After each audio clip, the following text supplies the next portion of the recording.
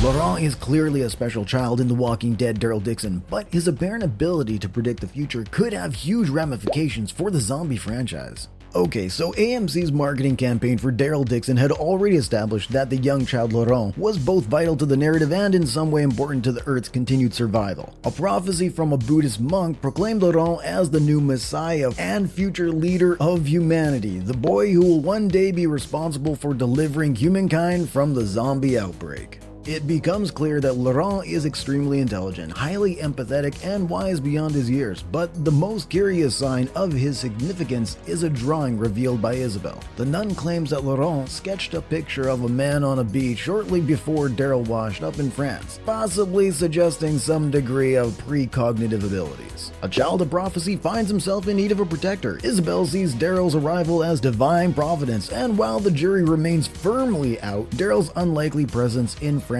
just when Laurent needs a messenger to help him reach the nest makes a compelling case in support of the monk's theory. Zombies aside, the franchise usually keeps fantasy elements at bay, leaving its undead as the sole unrealistic aspect of the story. Daryl Dixon changes that with the Buddhist monk's prophecy, immediately turning The Walking Dead into a more spiritual and fantastical feeling franchise. Okay, if, and that's a super big if, Laurent's powers prove to be legitimate, The Walking Dead will enter a completely different genre altogether, shifting from horror-based drama into full-on fantasy sci-fi territory. Laurent predicting the future would also open the door for other characters in The Walking Dead to possess uncanny abilities, and these special children might, maybe become precious commodities for survivor settlements?